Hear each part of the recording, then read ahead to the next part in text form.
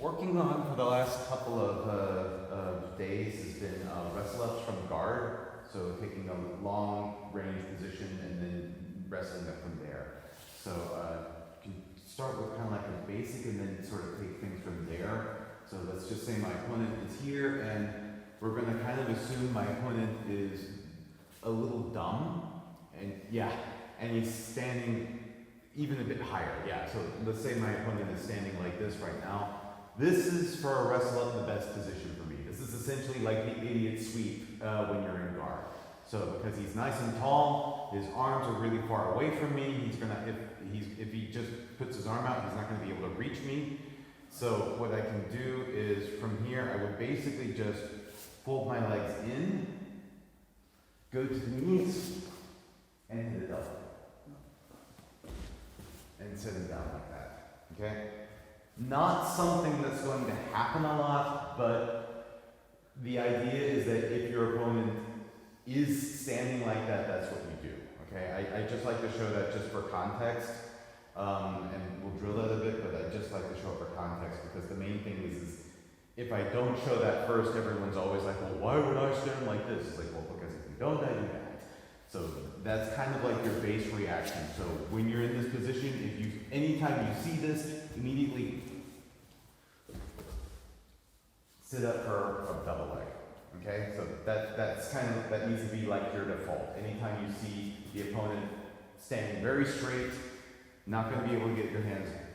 And the way the position works is, first of all, don't put your feet like this because one leg is now blocking the other. Okay, you want your feet beside each other, sort of like a butterfly guard. And all you do is bring your legs in, go to the knees, and then separate the feet. And then, as you can see, I'm already close enough to wrap around his legs. Okay? Any questions about that? Okay, then let's drill that a little bit. Yeah. Head outside or blast? I always like to have my head on the inside. Okay. I've had enough people try to guillotine me that even if the guillotine's not really there, it's just really damn annoying. Also, I know what you're thinking, the last double leg from yesterday. Oh, were you not there? No. Oh, yeah. Actually, we had a workshop from Cody Johnson, and he was actually showing that you can keep your head on the outside, but the main thing is he's a lot higher than I can be because I'm seated. Yes. I'm not going to be able to get a lot of height in time. So I'm always going to be here about at the hip level, and like this, I really don't want my head outside. Yeah, exactly. I mean, it opens me up to darces, guillotines, and even if it's not a really strong guillotine, it's just annoying. It's just damn annoying. So I prefer to just keep my head on the inside. Okay?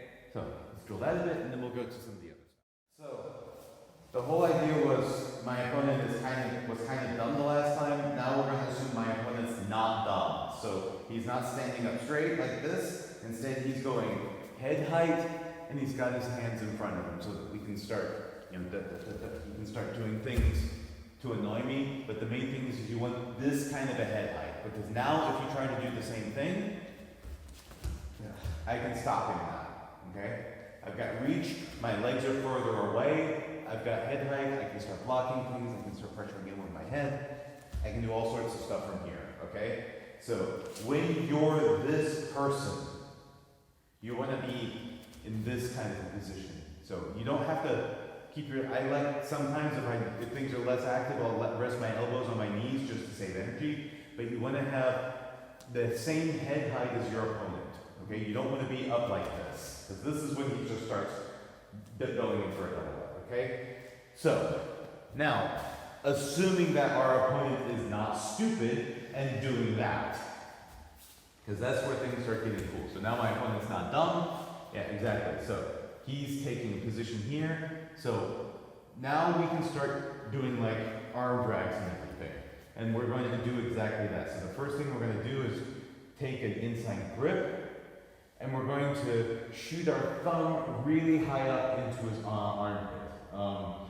The main thing is because I really want to make sure I get a nice good grip. If I'm down here, exactly, he can pull his arm out in this kind of position because I'm so much lower than him, okay? Because I'm so much lower, if I'm down here, I don't have as good a grip as if I'm up here. Yeah, you see, yeah, okay? So the first thing I'm going to do, I'm going to get my feet to the side, okay? If you're like this, you want to swivel over here, put weight in this heel, and we're going to assume right now he's not giving a lot of resistance, and I'm just going to pull him to the side and go to the back.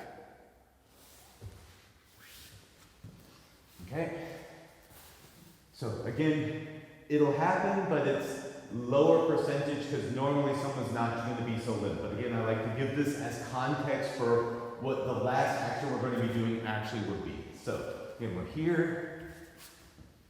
I get my grip, put my feet to the other side, and I get my nice deep armpit grip. Push off with this foot, pull with the arm, and bring them on the side, and come up. And then from here, you start going into back takes and everything. Okay, I don't think it's a very complicated action. I think it makes kind of logical sense. Like I said, the main thing is your opponent's not resisting right now. Just say you have wonderful Zen-like timing and you just caught that moment where he wasn't paying attention and you pull him to the ground. Okay? So, give this one.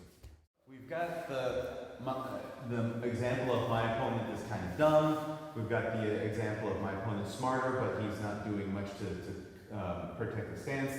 Now we're going to the one that's actually less context and more something that's actually going to happen. So same idea. I get in here, and now what my opponent would normally do when I get this grip is he's going to start resisting because he doesn't want me pulling him forward. So he's going to keep he's trying to keep his balance, and we're going to use that. Okay, so pull up, and we go to the back. Okay?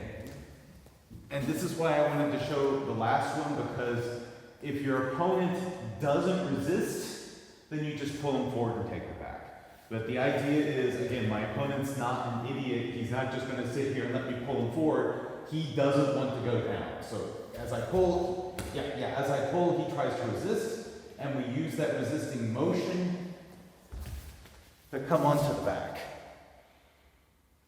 So basically, we're using him as kind of like what we have right over there. So it's kind of, I'm grabbing that to pull myself up, okay? But again, you need this resistance, which 99% of the time your opponent is going to give you. He's not going to just let you pull him onto the ground. He's going to resist. He doesn't want to just fall.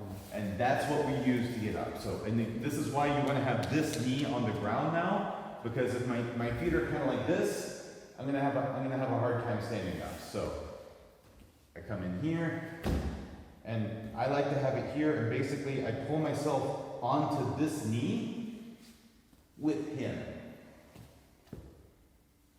Pull the arm to the side and go to the bibs. Okay? Any questions about that one? This is the more realistic option. This is the one you're most likely going to have actually happen, because my opponent is acting like a human being now. He's not just being a dummy so I can execute techniques. Okay? So, then give this one a try. So, getting into even more realistic motions now. Again, my opponent is smart. He's trying to keep the same head level as I am. I go in for my arm drag, and he knows what's coming. He knows this isn't good for him, so he's going to post with his hand on my shoulder. Now I can't come up anymore, okay? So, what I can do instead is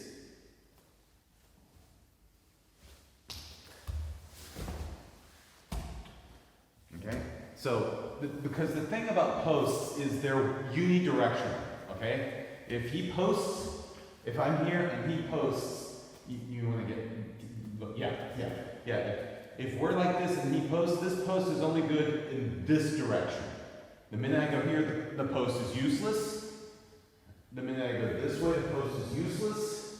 The minute I go this way, the post is, you see he almost falls now, okay? So, whenever you've got someone like this and he's posting on you, you can actually round the corner and you're generally going to wind up getting rid of the post and actually getting rid of his balance.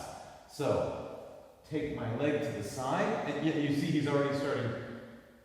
Take the hand off. No. Yeah, exactly. And he's already really destabilized. Yeah. And I just take him down here. It's a low single variation, basically. Ich überlege gerade so, der Kopf, der sieht so frei aus, aber gut, wahrscheinlich auch nur, weil das in der Zeit gemacht Ja. Also ich würde dich sofort nach dem Boden bringen, wenn ich das normalerweise mache. Also, du musst auch daran denken, ich habe die Hand noch. Lässt du die dann nicht Diese Hand los. So like I said, we're here. Foot goes to the outside. Hand goes to the heel. Keep this hand and basically do your best heavy metal impression, and you basically headbutt his knee. And I can keep the hand the whole time, so that's going to take away the risk that he's able to. Again, he can try. His arms are kind of busy then. I've got the one, and the other's trying to post on me, so he's not normally going to go for a guillotine or a darce or anything like that. So, okay. So I'll show that one more time. Actually, I'll show this kind of in more real time as well. So we're here. Okay. Ja, das fühlt sich auch nicht mehr an, als könnte ich da. Yeah. So if I put Yeah. Guillotine on Yeah. Okay. Yep. So give this one a try, and then we'll do some sparring.